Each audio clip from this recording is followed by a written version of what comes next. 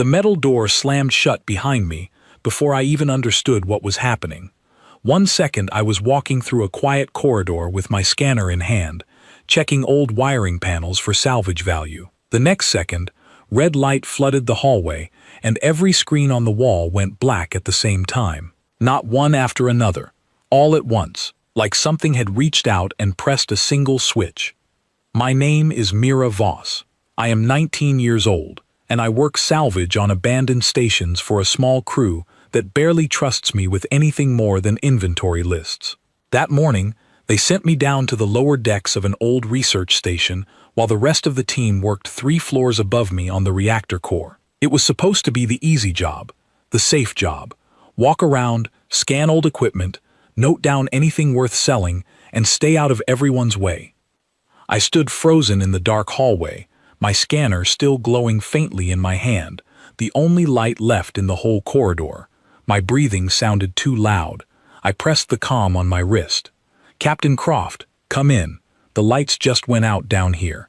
Static answered me. Not silence, static, which was worse, because static meant something was still transmitting, just not words I could understand.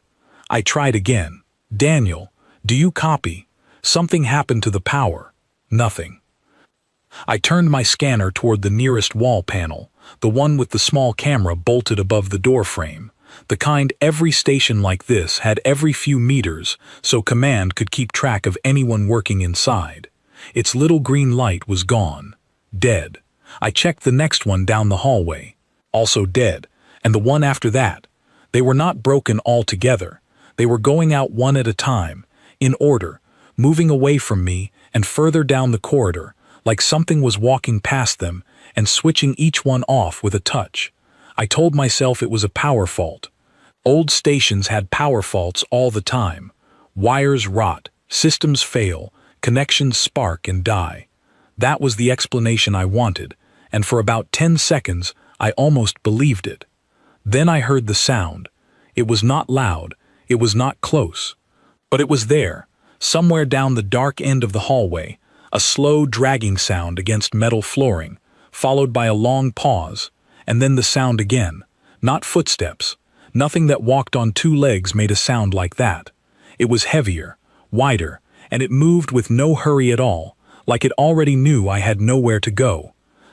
I backed away from it without thinking, my shoulder hitting the wall panel behind me, and my scanner beeped once as it lost signal to the station network entirely. I was cut off. No lights, no comms, no cameras, and something moving toward me in the dark that I could not see and did not want to. I ran. Not toward the sound, away from it, back the way I had come, toward the lift that had brought me down here an hour earlier. My boots hit the metal floor hard, the sound of my own footsteps the loudest thing in the corridor now, and I did not care, because staying quiet had not saved anyone yet, and I needed to move. The lift door was sealed shut when I reached it. I hit the panel beside it 3 times, 4 times, and the small screen above it flickered once with a single word, before dying completely. Locked. Not broken, locked. Someone, or something, had locked it from somewhere else in the station, and I stood there with my palm pressed against cold metal, my chest rising and falling too fast, understanding for the first time that whatever was hunting the cameras down here was not doing it by accident. It was doing it on purpose. It wanted the dark. It wanted no one watching. It wanted no way out for me, and it had already taken both. I thought about my mother in that moment, which felt strange given everything else happening around me, but fear does strange things to a person's mind.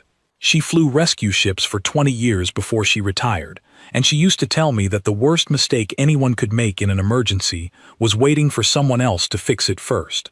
She said the people who survived were never the strongest or the fastest. They were the ones who kept moving, kept thinking, kept refusing to accept that the situation was already decided.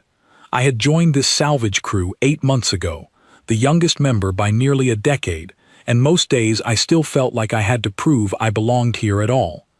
Captain Croft gave me the smaller jobs, the safer sectors, the tasks nobody else wanted, because they paid the least and carried the least risk. I never complained about it, because complaining was not going to earn anyone's trust faster. Doing the work well was.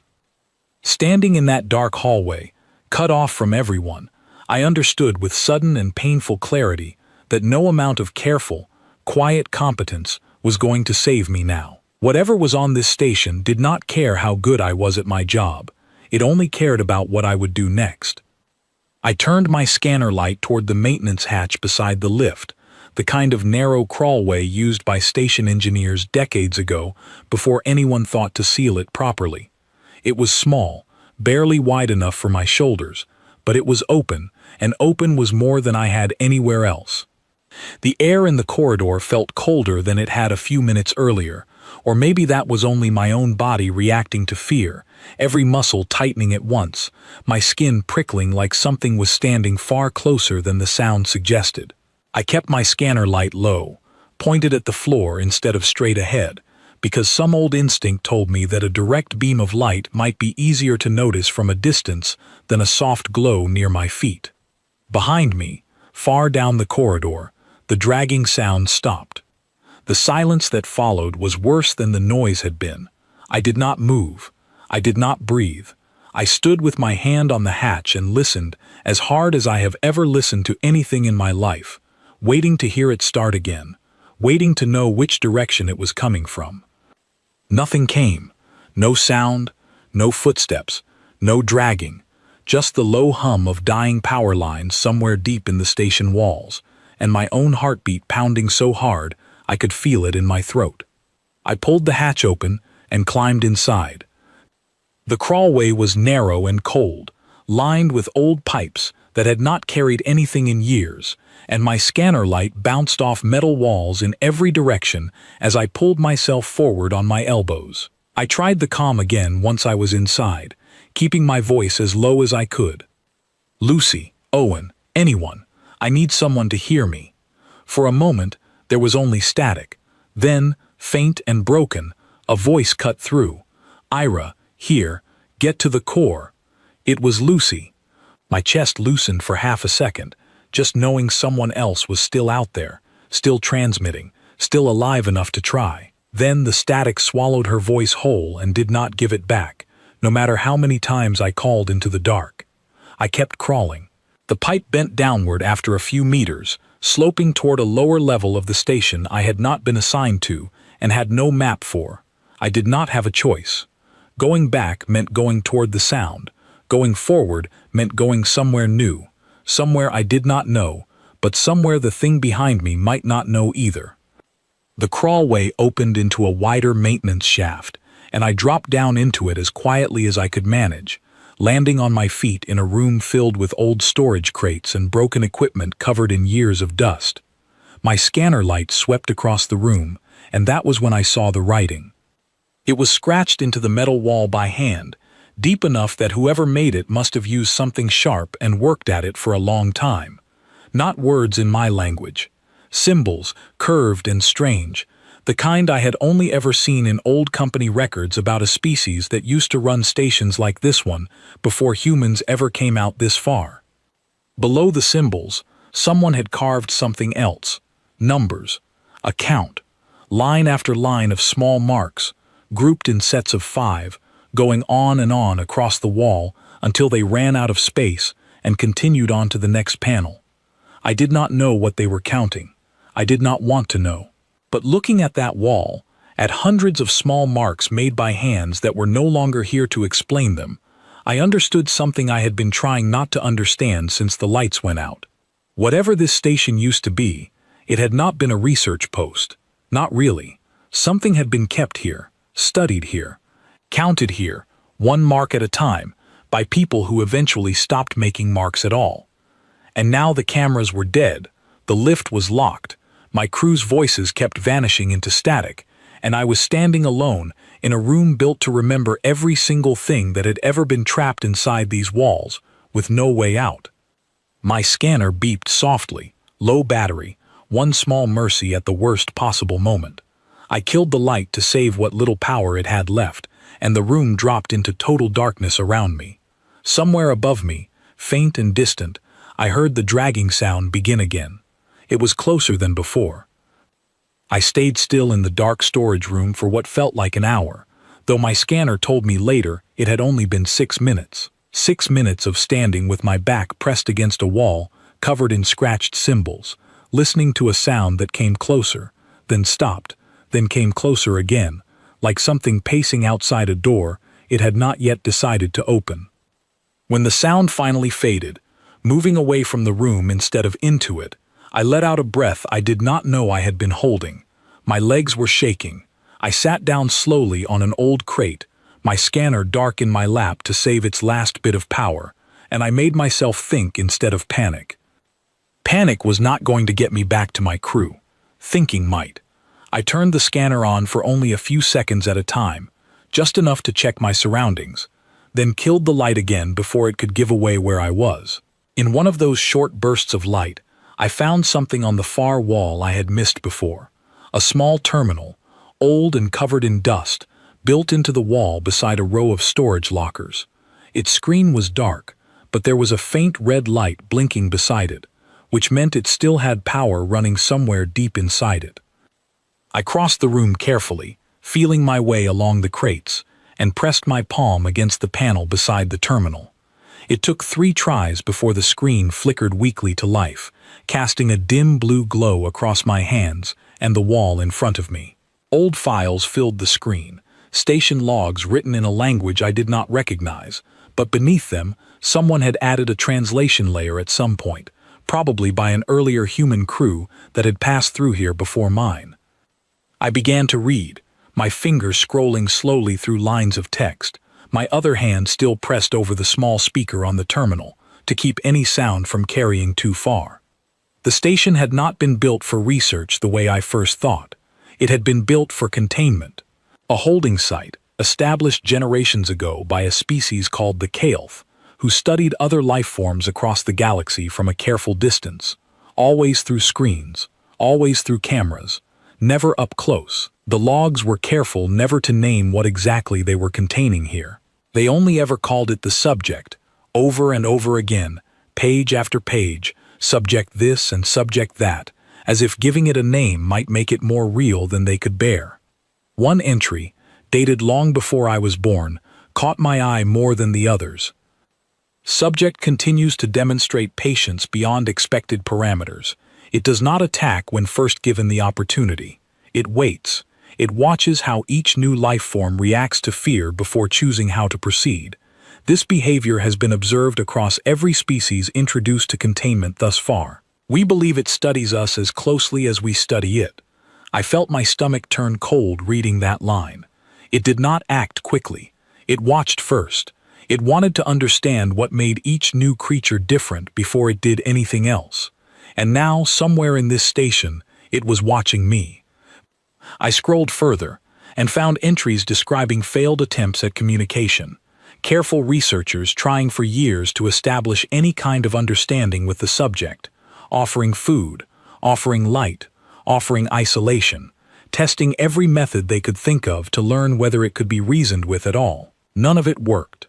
The subject observed each attempt with what the researchers described as clear intelligence, yet it never once responded in a way that suggested cooperation. It only ever seemed to be gathering information of its own, quietly, patiently, the same way it studied everything else that came near it. One researcher, near the middle of the log, had written something that felt less like a scientific report and more like a warning meant for whoever might read this after them. It observes not to understand us as equals, but to understand us as material. Every reaction we show it becomes something it can use later, against whichever species it encounters next. I fear we have taught it more about fear than we have ever learned about it in return. I kept reading, my hands cold against the terminal, my scanner blinking its final warning about battery power beside me.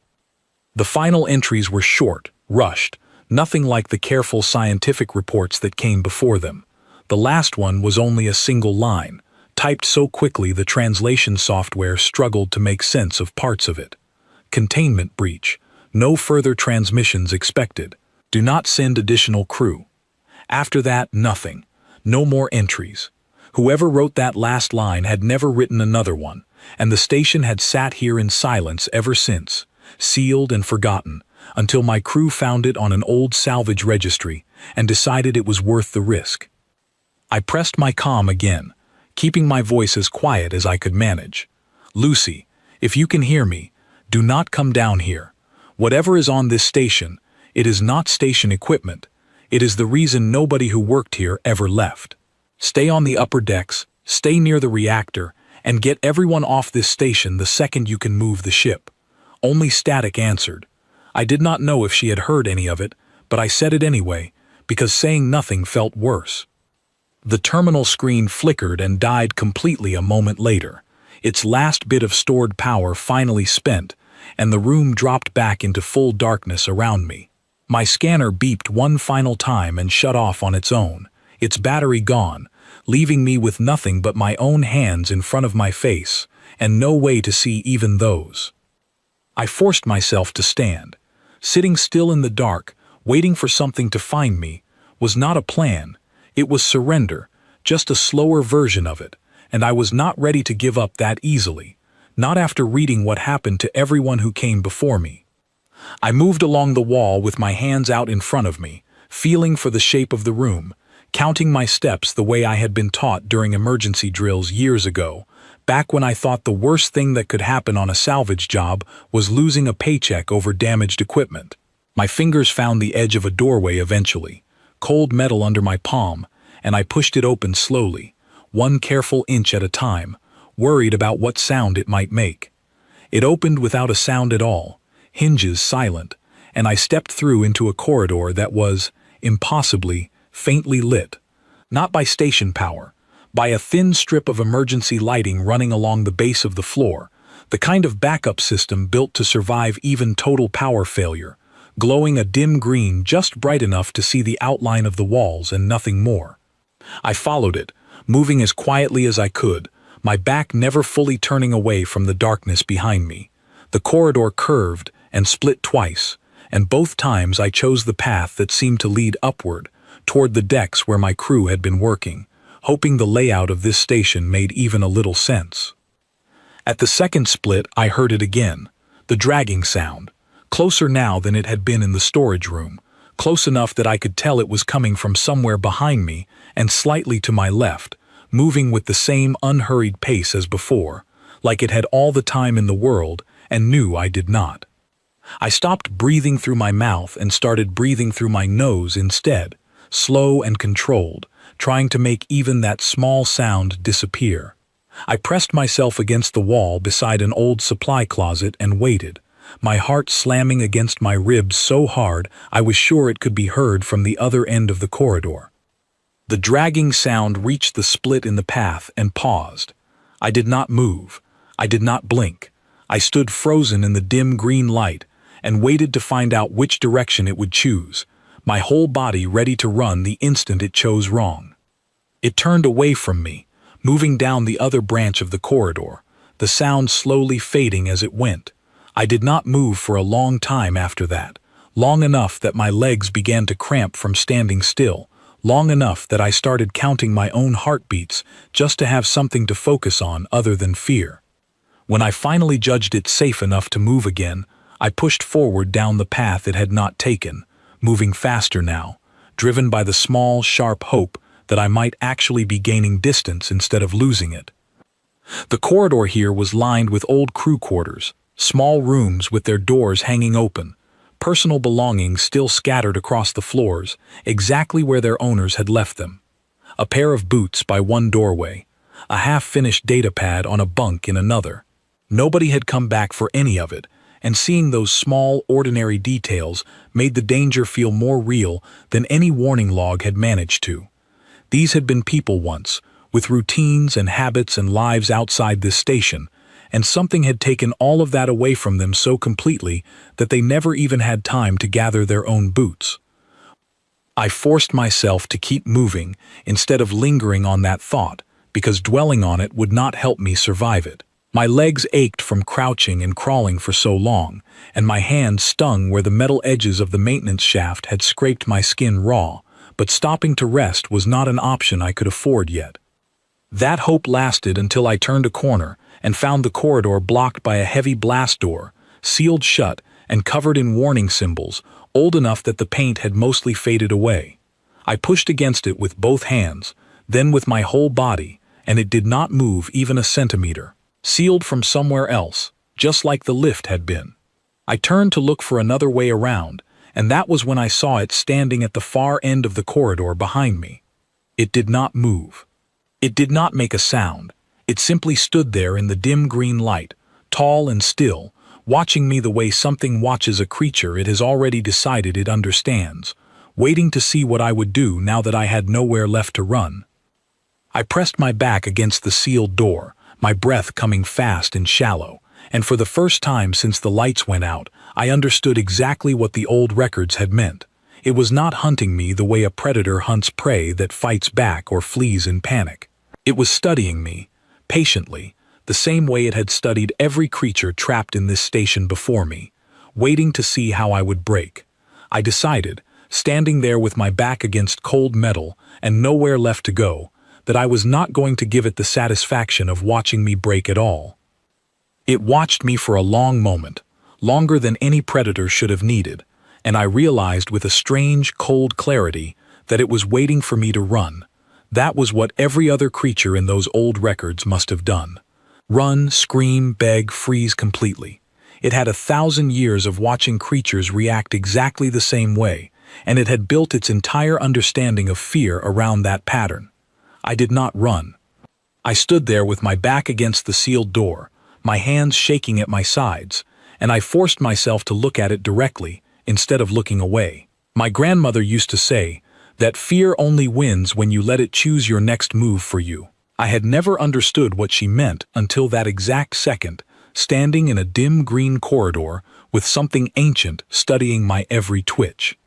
It tilted its head slightly, the first movement it had made since I noticed it, and I understood in that small motion that it had noticed something different about me too.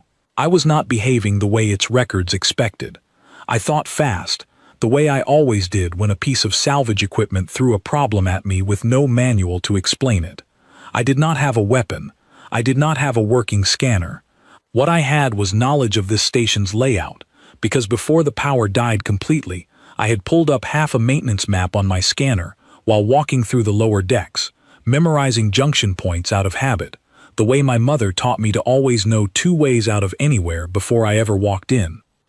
There was a maintenance shaft 20 meters to my left, hidden behind an old supply rack, narrow enough that anything larger than me might struggle to follow through it quickly. It was a gamble, but standing still and waiting to be studied to death was not a plan either. I moved sideways along the wall, slow and deliberate, keeping my eyes on it the entire time instead of turning my back. It watched me move without following at first, as if genuinely curious what I would do next, and that pause was the only gift I was going to get. When I reached the supply rack, I shoved it hard, sending old crates crashing across the corridor floor between us, and I ran. The sound of the crates hitting the ground was the loudest thing I had heard since the lights first went out, and for a moment I thought the shock of it alone might buy me the head start I needed. I did not look back to check. I threw myself toward the narrow maintenance hatch, wrenched it open, and pulled myself inside just as I heard the dragging sound behind me shift into something faster. The shaft was barely wide enough for my shoulders, and I forced myself through it on my elbows and knees, moving as fast as my body would allow, scraping skin against metal edges I could not see in the dark. Behind me, I heard it reach the hatch. I heard metal groan under something heavy pressing against the opening, testing whether it could follow. It could not fit, not easily, not quickly. I kept moving, tears stinging my eyes from the pain in my scraped hands, and I did not stop until the shaft opened into a small mechanical room lit by a single working panel light, casting everything in a weak amber glow. I collapsed against the wall, chest heaving, and allowed myself exactly 10 seconds to feel relief before forcing myself to think again. 10 seconds was all I gave myself, because I knew it would find another way around, something that patient did not simply give up because one path closed. The mechanical room was full of old equipment, most of it long dead, but one console in the corner still had a faint light blinking on its surface. I crawled toward it and found, to my disbelief, a partially functioning security terminal, one of the last surviving nodes on a network that had been dark everywhere else in the station. My hands trembled as I worked the controls, old and unfamiliar, but not so different from systems I had trained on during my apprenticeship years ago. Salvage work meant learning a dozen different control systems across a dozen different alien architectures, and for the first time since the lights went out, that training actually mattered. I found a partial camera feed, grainy and flickering, showing a corridor 2 levels above me. My heart jumped when I saw movement on the screen, and for one terrible second I thought it had somehow gotten ahead of me.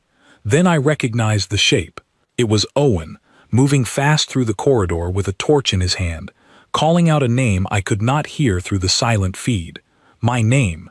They were looking for me. I typed frantically at the console, trying to find any way to send a signal, any way to reach that camera feed and let them know where I was. The system fought me at every step, half its functions locked or corrupted, but after several agonizing minutes, I found a single working relay, an old distress channel buried deep in the station's emergency systems, still technically active after all these years, because no one had ever properly decommissioned it. I keyed it open and spoke as clearly as I could, keeping my voice low but steady. This is Mira. I am on the lower maintenance levels, near the old containment sector. The thing that killed the crew who built this station is still active, and it is hunting me specifically. Do not come down here alone.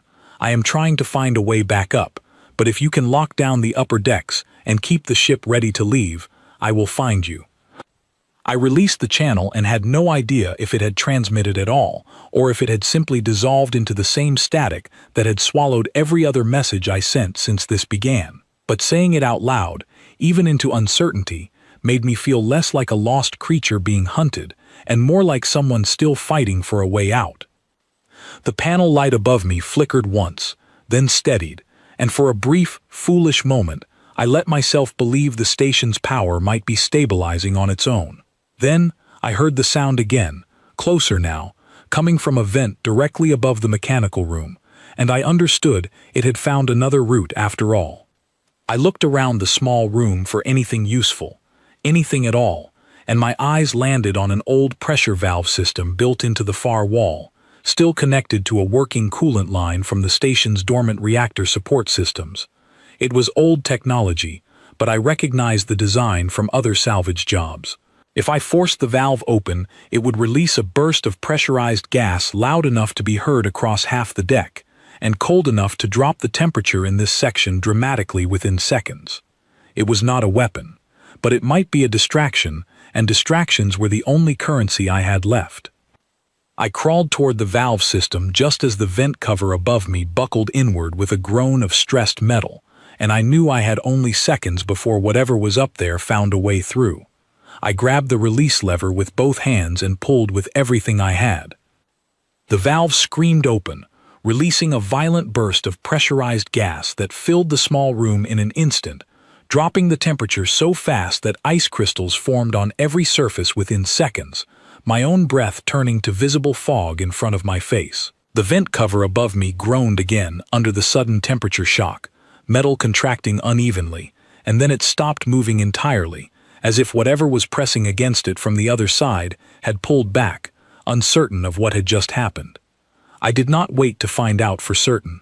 I forced open a side hatch on the far wall while the gas still hissed behind me, and I pulled myself through into another narrow passage, moving as fast and as quietly as my aching body would allow, my hands numb from the cold and the earlier scrapes against metal.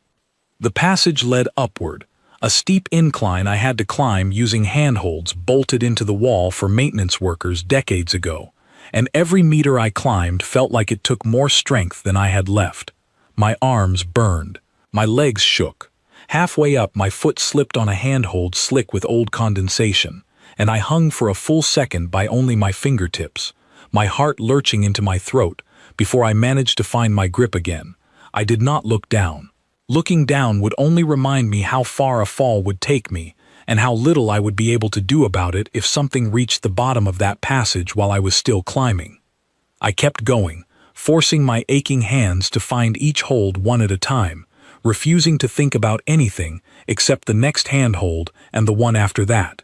Somewhere below me, faint but unmistakable, I heard metal groan again, the sound of something testing the narrow passage entrance, deciding whether it was worth the effort to follow me up such a tight space. I did not wait to find out its answer. But somewhere above me, I could hear something that was not the dragging sound at all. Voices. Faint, distant, but real, calling my name through the walls of the station. I climbed faster. When I finally reached the top of the passage, I found a hatch sealed from the inside, and I hammered against it with both fists, ignoring the pain in my scraped knuckles, shouting as loud as my exhausted lungs would allow. For a long, terrible moment, nothing happened. Then the hatch shuddered, metal groaning as someone forced it open from the other side, and light flooded into the passage, real light, station power light, and I saw Lucy's face staring down at me, wide-eyed and pale, reaching down to pull me up out of the dark. I collapsed onto the floor of the upper corridor, shaking, my body finally allowed to feel every bit of fear it had been holding back for the last hour. Lucy dropped to her knees beside me, gripping my shoulders, asking questions I could not fully answer yet, my voice too raw and my thoughts too scattered. But I was alive. I had made it back to my crew, back to real light and real voices and real ground beneath my feet. I also understood, with a certainty I could not shake, that this was not over. Whatever was down there had not given up simply because I escaped its reach for now. It had studied every creature ever trapped in this station, and eventually, patiently, it had caught every single one of them. I was not going to be another line of marks scratched into a wall for someone else to find years from now. Sitting there on the corridor floor, catching my breath, I made a decision that surprised even me. I was not simply going to run for the ship and leave this station behind. I was going to make sure that whatever happened next, there would be proof, a record, something left behind that would matter, whether I made it out or not. If it wanted to study me, I decided I was going to study it right back, and I was going to make sure someone, somewhere, finally understood exactly what had been waiting in the dark all these years. Lucy wanted to carry me straight to the ship. She kept saying it over and over, her hands gripping my arms like she was afraid I might vanish again if she let go, telling me the engines were already warming and we could be gone within 20 minutes if we moved now. I understood why she wanted that. Any reasonable person would have wanted the same thing. But sitting there on the corridor floor with my knuckles bleeding and my whole body shaking from cold and exhaustion, I kept thinking about the wall of scratched marks in that storage room, hundreds of lines left by people who never got the chance to tell anyone what happened to them. If I ran now and it followed us anyway, or if it simply waited here for the next crew foolish enough to salvage this station, then everyone who died here before me would have died for nothing, and I would be leaving without ever understanding what actually happened, or why. I told Lucy what I had planned, and she looked at me like I had lost my mind, which I understood completely, because in that moment I was not entirely sure she was wrong. Daniel arrived a few minutes later with Owen close behind him, both of them out of breath from searching the upper decks, and I explained everything as clearly as my exhausted mind would allow. The old logs, the containment breach, the creature's pattern of studying instead of attacking immediately, the pressure valve that had bought me just enough time to escape. Daniel wanted to leave too, and for good reason. He was the captain, and his first responsibility was keeping his crew alive, not chasing down answers about a dead alien research station. But when I told him about the reactor containment chamber marked on the old maintenance map, the one built specifically to hold something dangerous using systems the Kael'th themselves had designed, something in his expression shifted. If that chamber still worked, even partially, it might be the only structure on this entire station actually built to contain whatever we were dealing with. And if we could lure it there, seal it inside using the station's own fail-safes, we would not just be running from the threat, we would be removing it entirely, both for ourselves and for anyone unlucky enough to find this place after us. It was a terrible plan. I knew that even as I proposed it, but every other option we had, involved running blind through a station where communication kept failing and doors kept sealing themselves without warning, hoping we reached the ship before it reached us. At least this plan gave us a direction and a purpose instead of pure panic. We moved as a group this time, torches in hand, Owen carrying a portable relay device that could hopefully reroute enough power to get the old containment systems working again. Lucy stayed close beside me the entire way, refusing to let me walk more than a few steps without checking that I was still upright and steady. The route to the reactor containment chamber took us back down through corridors I recognized from my earlier escape, and every step felt like walking back into the mouth of something that already knew exactly where we were headed. The emergency lighting flickered occasionally as we passed, sometimes dimming so low we had to rely entirely on our torches, and more than once I thought I heard the dragging sound somewhere in the distance, always just far enough away that I could not be completely certain it was real. When we finally reached the containment chamber, it looked nothing like I expected. It was a massive circular room, built with thick reinforced walls unlike anything else we had seen on the station, with heavy blast doors on either side and old control panels lining the outer wall, clearly designed by engineers who understood exactly how dangerous their subject truly was. Owen worked quickly at the main control panel, connecting his relay device and coaxing old systems back to life, one function at a time. Lights flickered on inside the chamber for the first time in who knows how many years, revealing scorch marks and deep gouges across the reinforced walls, evidence of exactly how hard something had once fought to get out of this room. Daniel checked the blast door mechanisms while Lucy helped Owen with the wiring, and I stood near the center of the chamber, trying to figure out how we were actually going to lure something intelligent enough to study its prey into walking directly into a trap it had almost certainly already seen before. The answer came to me slowly, built from everything I had read in those old logs. It did not attack quickly. It studied first. It waited to understand what made each new creature different before deciding how to proceed. That patience was exactly the weakness we needed. If it believed I was still alone, still frightened, still exactly the kind of easy subject it had studied 1,000 times before, it might follow me into this chamber without suspecting a trap at all, simply because nothing in its long experience had taught it that a subject might lead it somewhere on purpose. I told the others my idea, and every one of them argued against it immediately, Lucy especially, her voice sharp with fear disguised as anger, telling me I had already risked enough, that this was not my responsibility to fix alone.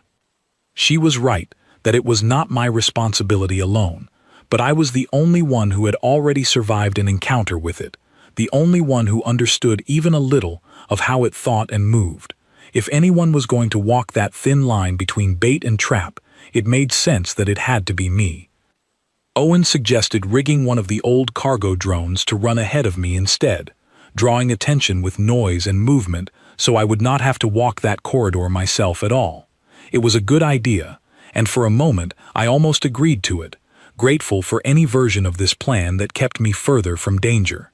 But then I remembered the logs, the careful notes describing how the subject studied each creature's individual behavior, how it seemed to notice patterns and adjust its own approach accordingly. A drone would not behave like a frightened person. It would not hesitate at a corner or catch its breath around a bend. If it had truly been watching me for the past hour, it likely already knew the difference, and a fake trail might only make it suspicious rather than confident. Daniel did not like that reasoning, but he could not argue with it either. In the end, we worked out the details together, arguing over every step until we had something that felt less like a desperate gamble and more like an actual plan. I would move through the corridors alone, deliberately noisy enough to draw its attention, leading it toward the containment chamber, while Daniel and Owen prepared the blast doors to seal the moment both of us were inside. Lucy would stay at the control panel, ready to trigger the door mechanism the instant I gave the signal. It meant trusting a lot of things to work perfectly at exactly the right moment. It also meant trusting that I could stay calm enough, one more time, to walk toward the thing that had already hunted me once through this station. I left the chamber alone 20 minutes later, my torch deliberately bright, my footsteps deliberately loud against the metal floor, calling out into the corridors like someone lost and desperate rather than someone leading a trap. It did not take long before I heard the dragging sound answer, somewhere behind me, moving with the same unhurried confidence as before. I led it through the corridors slowly, keeping just enough distance to stay ahead, my heart pounding so hard I could hear it over my own footsteps. Twice I thought I had lost it, only to hear the sound pick up again moments later, patient and certain, exactly as the old records had described. When I finally reached the chamber entrance, I hesitated only a second before stepping inside, moving to the center of the room where the light was brightest, making myself as visible and as still as I could manage, every instinct in my body screaming at me to run instead. It appeared in the doorway a moment later, tall and silent, watching me the way it had watched me before, and for one terrible heartbeat I was certain it somehow already knew this was a trap, that it would simply turn and walk away, leaving us with nothing but a failed plan and a creature more cautious than ever. Then it stepped inside. I gave the signal the instant its full weight crossed the threshold, shouting the word we had agreed on as loud as my lungs allowed, and behind me I heard the massive blast door begin to slide shut with a deep mechanical groan that shook the floor beneath my feet. It reacted instantly, faster than I had ever seen it move, but the door was already closing too quickly, the old Kael'th engineering finally proving itself after all these silent years. I threw myself toward the narrow gap on the opposite side of the chamber, the maintenance exit Owen had unlocked specifically for this moment, diving through it just as the main door sealed shut behind me with a final, deafening crash of metal against metal. For a moment, everything was silent. Then, from inside the sealed chamber, I heard something I had not expected to hear at all, not the calm, patient dragging sound I had grown to fear over the last few hours. Something sharper, something that, for the very first time since this nightmare began, sounded almost like distress. Lucy pulled me back from the maintenance exit, both of us breathing hard, staring at the sealed door as the sound inside gradually quieted into silence. Daniel checked the control panel readouts, confirming the seal had held, that every failsafe built centuries ago by careful, frightened engineers was finally doing exactly what it had always been designed to do. I sat down heavily on the cold floor, my whole body trembling with the sudden release of tension I had been carrying since the lights first went out, and for the first time in hours, I let myself believe that we might actually survive this after all. We did not leave immediately, even though every part of me wanted to run straight for the ship and never look back. Daniel insisted we stay long enough to be certain the seal would hold, that whatever failsafes Owen had reactivated were not going to fail the moment we walked away and left the station in silence again. While we waited, something strange happened. The station's main power grid, dead since the moment this nightmare began, slowly flickered back to life across every deck at once. Lights we had not seen working in hours hummed on overhead. Old terminals blinked awake along the corridor walls. And one by one, the small camera units mounted near every doorway, the very same cameras that had gone dark right before all of this started, clicked back on with soft green lights, as if the station itself had finally exhaled after holding its breath for years.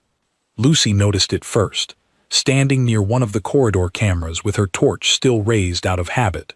She said my name quietly, pointing at the small blinking light above the doorway, and I understood immediately what it meant.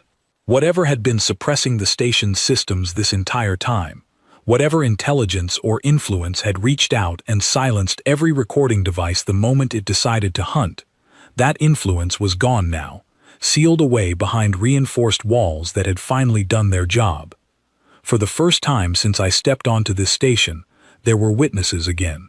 Not people, just quiet mechanical eyes, recording everything, the way they were always meant to. Owen pulled data from the nearest working terminal, downloading whatever footage the cameras had managed to capture during the final moments before the chamber sealed shut. It was not much, mostly grainy, broken frames from cameras still rebooting, but it was enough Enough to show a station that had clearly killed before. Enough to show exactly what had been contained here, and exactly what it took to seal it away again. We made our way back through the station together, all four of us moving as one group now instead of scattered and searching, our torches no longer strictly necessary as more and more lights flickered on with every corridor we passed. The station felt different with power restored, less like a tomb and more like a place that had simply been asleep for a very long time, waiting for someone to remind it how to function. When we reached the docking bay and finally boarded our ship, I did not look back at the station through the viewport the way I thought I might. I sat quietly in the corner of the cargo hold instead, wrapped in a thermal blanket Lucy had practically forced onto my shoulders, watching the small screen on my wrist display slowly reconnect to the outside network as we pulled away from the station entirely. The first message that came through, once we were far enough out to receive a clear signal again, was from our company dispatcher, asking a routine question about salvage inventory totals, completely unaware of everything that had just happened.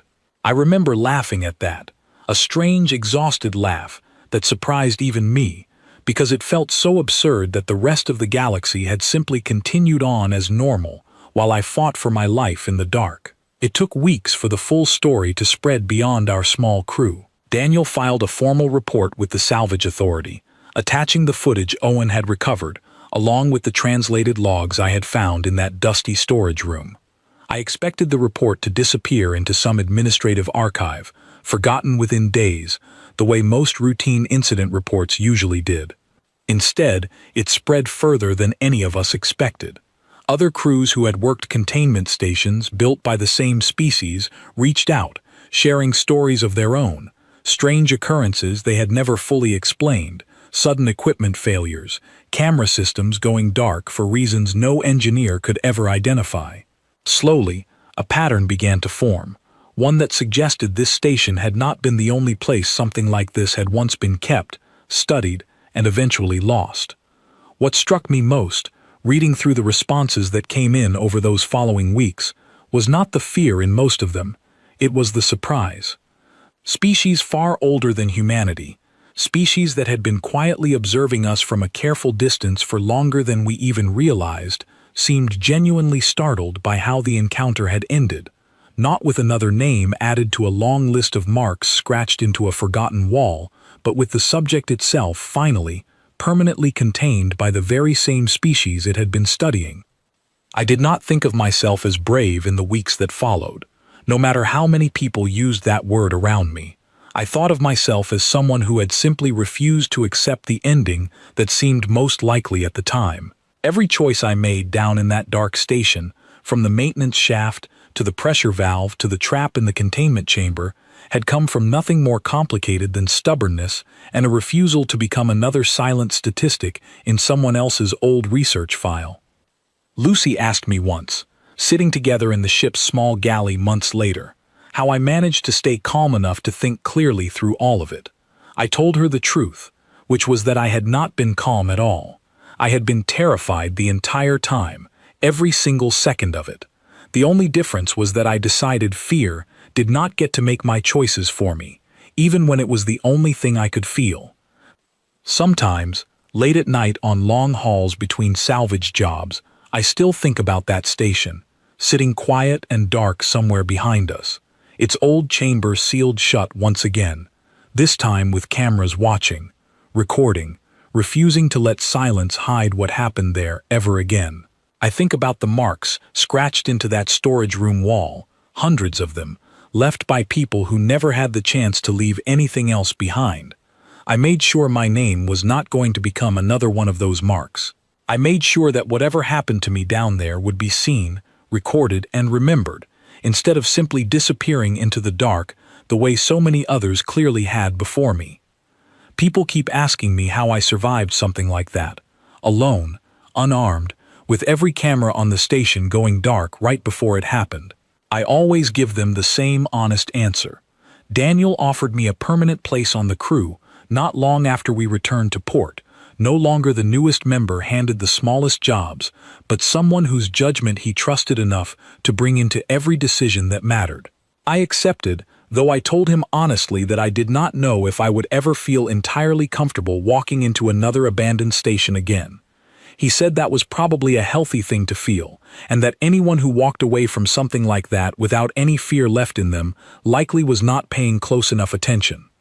Lucy and I still talk about that day sometimes, usually late at night when neither of us can sleep, going over small details we never mentioned to each other before, filling in gaps in the story until it feels almost complete. She told me once that watching the cameras flicker back on in that corridor was the moment she finally let herself believe I might actually make it out. Before that, she said, she had been preparing herself for the worst, quietly, without telling anyone, because hope felt too dangerous to hold on to in a place that dark. I understood exactly what she meant. I had felt the same way more than once during those hours alone, hope rising and falling with every sound I heard, every door I found sealed, every path that led somewhere unexpected. What kept me moving in the end was not really hope at all. It was something steadier than that, something closer to stubbornness, a refusal to let the last thing I ever did be nothing. I did not have a choice in what happened to me down there, but I had a choice in how I responded to it, and that choice was the only thing that ever really mattered.